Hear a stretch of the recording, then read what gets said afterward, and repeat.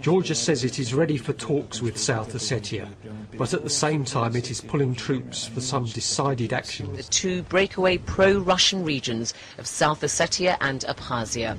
For President Saakashvili, it was a matter of national pride to bring these back properly under Georgian control. Last week he took that chance. After days of clashes in South Ossetia, Georgian troops launched a major ground and air offensive on the region. When they shoot so boldly at children, women and the elderly, using all types of weapons that they have at their disposal, it should not be tolerated. Amanda Kokoyeva was in South Ossetia for a month-and-a-half-long visit with her relatives. I just want to say that I was running from Georgian troops bombing our city, not Russian troops. I want to say thank you to the Russian troops that were helping us out. My house is burned in South Ossetia where I lived, and we can blame only one person and Georgian government. I'm not blaming Georgian people. I'm blaming Georgian government, and he has to resign. Well, that's certainly what the Russians want. If I had more time, you would get it, but I have but 5 seconds. Thank you both.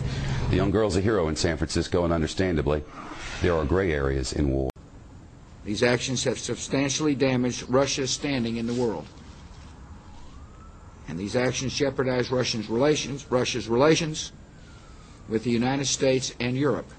Rose's revolution that brought President Saakashvili to power in Georgia in early 2004 was financed by the U.S. State Department, the National Endowment for Democracy, and various NGOs that all received money from the U.S. government. So this was what the CIA did in Iran in the 50s or in Guatemala against Arbenez, they do with these NGOs now called the Color Revolutions, and that's the operation that brought Saakashvili into power in 2004.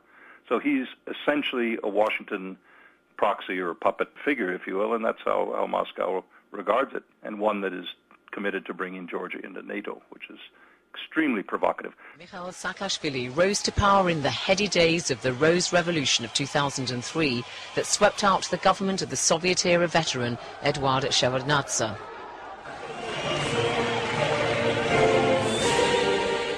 Staunchly pro-American when President Bush visited in 2005 at Tbilisi's Freedom Square, a George W. Bush Avenue was named in his honor. About the future of the whole region. It's about the future of Europe and a new world order. The future of the alliance's relationship with Russia and with our G7 partners, we should discuss whether it makes sense for Russia to continue its participation in the G8. And I am interested in good relations between the United States and Russia. But in the 21st century, nations don't invade other nations. That old Beach Boys song, Bomb Iran, you know, bomb, bomb, bomb, bomb. Anyway. So I've told people that if you're interested in avoiding World War III, it seems like you ought to be interested in preventing them from having the knowledge necessary to make a nuclear weapon. Israel silently had a fairly substantial arsenal of nuclear weapons, which has never been brought within the structures of the IAEA. Some of the nuclear weapon countries, all of them, we don't know about China. We know about the UK, we know about France, we know about the US and Russia. They have taken steps to reduce this. We don't know exactly. We know what they tell us, but we basically give them the benefit of being serious.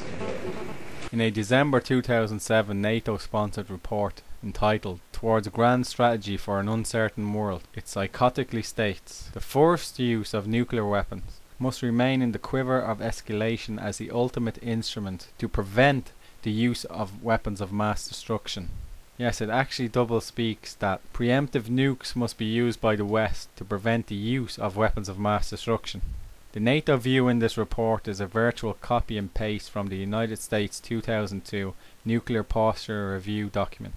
George Friedman from political intelligence analyst Stratford told RT that the US will use the conflict as proof that a defense system is needed in Europe. Moscow is up in arms over a new agreement between the U.S. and Poland that would base missile interceptors in Russia's backyard. There is more to that agreement than simply the agreement to place missiles there.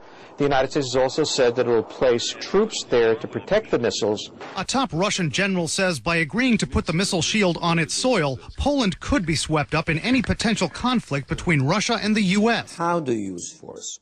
How do you justify it? How do you mobilize others to support you? How do you isolate your opponents? Those are also elements of power. We waged a variety of conflicts against the Soviet Union, but we always strove to maximize the number of supporters in order to isolate the opponent. I'm very much for the use of power. I think Obama is clearly more effective and has the upper hand. He has a sense of what is historically relevant and what is needed from the United States in relationship to the world. To Dr. Brzezinski, he has proven to be an outstanding friend and somebody who I've learned an immense amount from, and for him to support me in this campaign and then be willing to come out here to Iowa is a testimony to his generosity. So if everybody could please give Dr. Brzezinski another round of applause. There are terrorists holed up in those mountains who murdered 3,000 Americans. If we have actionable intelligence about high-value terrorist targets and President Musharraf will not act, we will. It's time for us to withdraw some our combat troops out of Iraq, deploy them here in Afghanistan, and I think we have to seize that opportunity. Now's the time for us to do it. The United States has to take a regional approach to the problem. Just as we can't be myopic and focus only on Iraq, we also can't think that we can solve the security problems here in Afghanistan without engaging the Pakistan government. The verbal reaction was swift. Pakistan, being a sovereign country, will never allow any other country to send troops to its territory for any purpose. To another part of the world now, as US commanders in Afghanistan have admitted launching attacks across the border into Pakistan without having the permission of the government there to do it. On Saturday, coalition troops hit Taliban positions in Pakistan. They killed more than a dozen militants. Well, the coalition has now performed something of a U-turn by admitting that Pakistan's permission for the attacks hadn't been received at all. The fragile relationship between the US and Pakistan may have suffered another blow. Pakistan's military has strongly condemned a US airstrike that killed 11 Pakistani soldiers on the border between their country and Afghanistan. Pakistan Army soldiers were there on duty in Mobilised Agency when US personnel surrounded them and the tribe.